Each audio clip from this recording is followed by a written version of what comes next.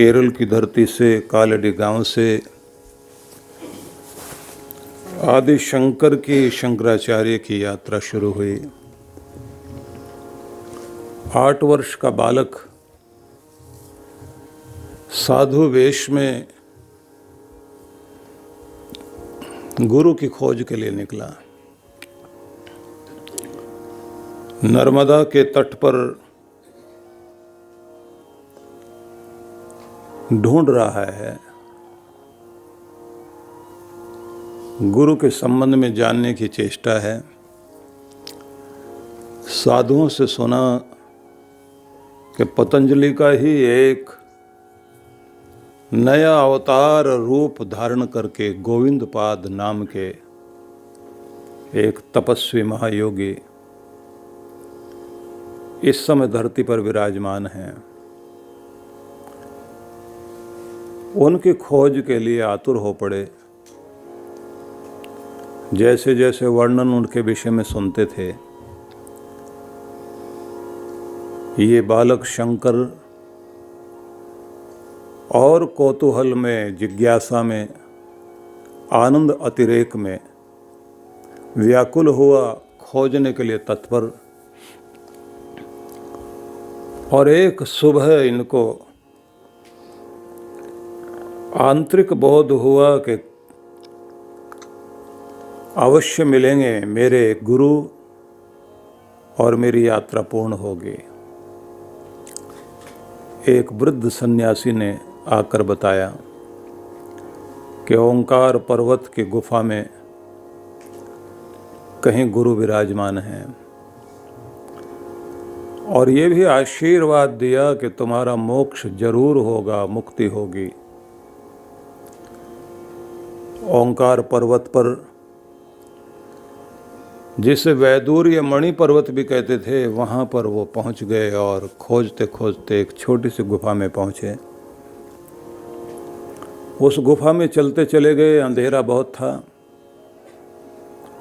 आगे चलकर देखा कि वो गुफा एक बड़ी गुफा में मिल गई और वहाँ उन्हें महसूस हुआ कि कुछ साधक बैठे हुए हैं। एक वृद्ध साधु के सामने इन्होंने जाकर प्रणाम किया और कहा, बहुत दूर से जिज्ञासा लेकर आया हूँ।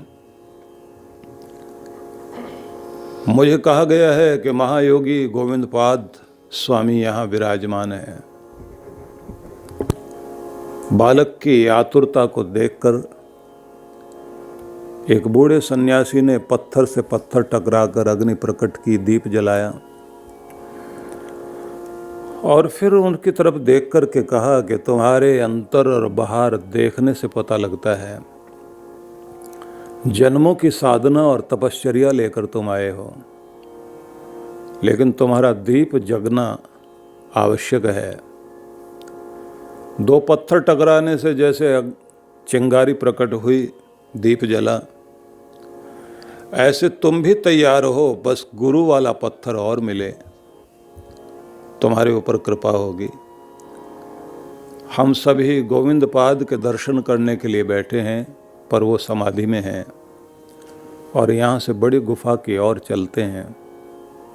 अगर तुम उनको जगा पाने में समर्थ हो पाओ तो निश्चित ही तुम्हारा भाग्य भी जागेगा, हम पर भी कृपा होगी।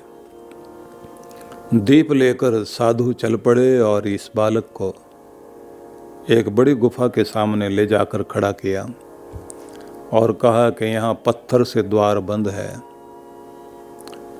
इस गहरी गुफा में अंदर प्रवेश करना होगा। यदि तुम्हारी आंतरिक शक्ति से, वाइब्रेशन से सद्गुरु आँख खोल लेते हैं तो ये अपने आप में एक बड़ा भारी चमत्कार होगा। और इन लोगों ने, 2 लोगों ने मिलकर उस पत्थर को हटाना शुरू किया। पत्थर हटा, दीप लेकर आगे बढ़े और बालक ने सामने देखा एक बहुत उम्र वाले साधु, कृशकाय हो गए हैं, साधना में तल्लीन है। घुटनों के बल बैठकर इसने प्रणाम किया भूमि को, और वहीं घुटनों के बल बैठे बैठे दोनों हाथ आगे ले जाकर गुरु चरणों में प्रणाम किया, और फिर अपनी विद्वता का ही वो प्रभाव था कि जो उनके पास ज्ञान था उसी आधार पर वहीं स्तोत्र पढ़कर स्तुति करनी शुरू की। सदगुरु की स्तुति करते करते वायुमंडल में ऐसी वाइब्रेशन पैदा हुई, स्पंदन पैदा हुए। इनकी स्तुति के स्पंदन से चारों ओर गुफा में अद्भुत प्रभाव पड़ा, और धीरे धीरे सदगुरु ने आंखें खोली। बालक को सामने देखकर उन्होंने अनुभव कर लिया कि ये वही है जिसकी तलाश में मैं भी हूँ, क्योंकि केवल शिष्य ही गुरु को नहीं खोजता, गुरु भी शिष्य को खोजते हैं। और ये हमेशा ही अद्भुत हुआ कि जब भी योग्यतम शिष्य और योग्यतम गुरु आमने सामने हुए, युग ने करवट ली, इतिहास बदला, धरती का भाग्य जागा। गुरु चरणों में रहते हुए बहुत कुछ पाया इन्होंने, और उसी का परिणाम हुआ आदि शंकर, जिन्हें हम आदि शंकराचार्य के रूप में स्मरण करते हैं। इस धरती के भाग जगाने के लिए गुरु से ज्ञान प्राप्त करके निकले, दिग्विजय करने के लिए। आपको बताना चाहूँगा, महात्मा बुद्ध के प्रभाव से उस समय भारत बहुत प्रभावित था, और बुद्ध के जाने के बाद बहुत तरह के भेद भी बौद्ध संप्रदाय में खड़े हो गए। सनातन धर्म का ह्रास हो रहा था, हिंदू संस्कृति पर बड़ा भारी कुठाराघात चल रहा था उस समय। धर्म आडंबर की चीज बन गया, और बौद्धों का प्रभाव दर्शा रहा था कि न कोई आत्मा है, न कोई परमात्मा। व्यक्ति के अंदर एक तरह की नास्तिकता आकर खड़ी हो गई, और लोग साधु होने के लिए ज़्यादा तत्पर होने लगे। उस समय एक असमंजस की स्थिति थी, और ऐसा लगता था कि जैसे सारा देश ही वैरागी बनकर वेश धारण करके अपने कर्तव्य कर्म को भूलकर कहीं अलग ही दिशा में जाने लगा है। सनातन धर्म के सत्य स्वरूप को उजागर करने के लिए समस्त पंडितों को, उनकी बुद्धि को, जो भ्रांत बुद्धि थी उसे हिलाने के लिए आदि शंकराचार्य उस समय निकल पड़े दिग्विजय करने के लिए। बड़े बड़े विद्वानों को ललकारना शुरू किया और कहा कि सत्य को जानो। और उसी स्थिति में हम लोग जानते हैं कि काशी में जब वो पधारे, 32 वर्ष की अवस्था, ये भी याद कर लीजिए कि 4 धाम की स्थापना आदि शंकराचार्य ने की, जिसका अर्थ था कि चारों धाम, चारों दिशाओं में भगवान का नाम, भारत की संस्कृति, सत्य सनातन, इसकी प्रतिष्ठा करने के लिए ज्योति का कार्य करें।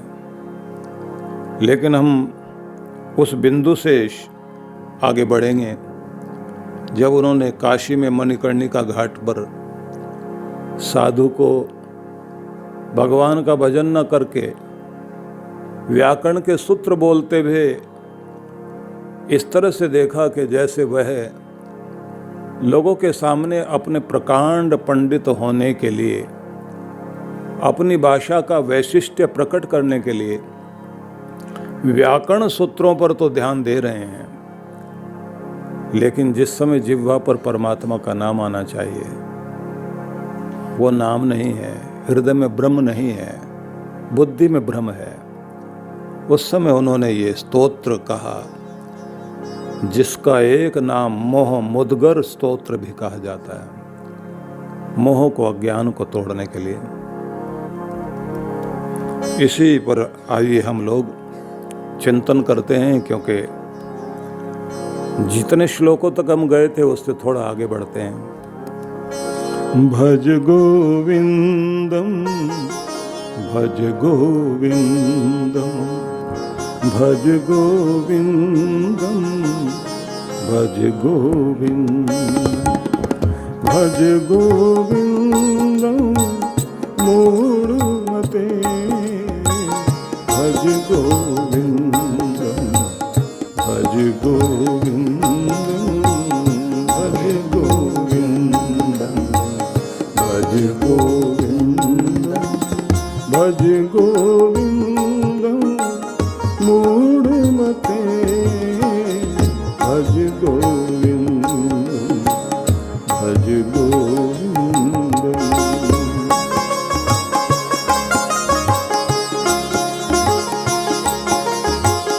संप्राप्ते सन्निहिते काले नहीं नहीं रक्षते डोक्रिय करे।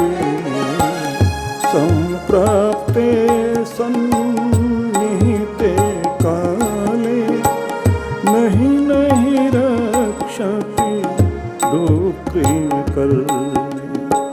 भज गोविंदम भज गोविंदम भज गोविंदम भज गोविंदम भज गोविंदम मूढ़मते भज गोविंदम भज गोविंदम भज गोविंदम भज गोविंदम। नल नीदलगत जलमति तरलम तद्वति जीवति मतिशय चपलम। नल नीदलगत जलमति तरलम तद्वति जीवति मतिशय चपलम।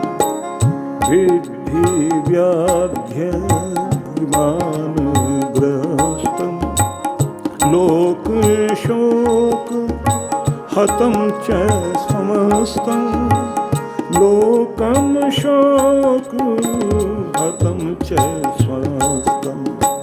भज गोविंदम भज गोविंदम भज गोविंदम भज गोविंदम भज गोविंदम मूढ़मते भज गोविंदम भज गोविंदम भज गोविंदम भज गोविंदम।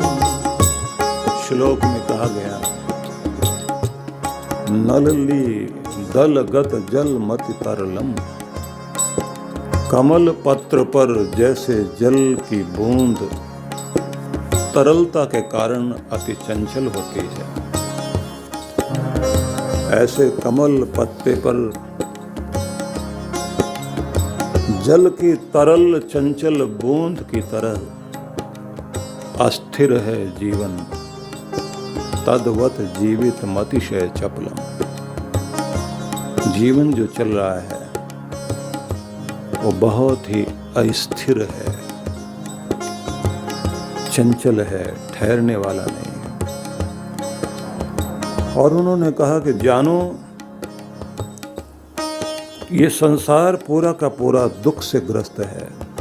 लोकम शोक हतम च समस्तम।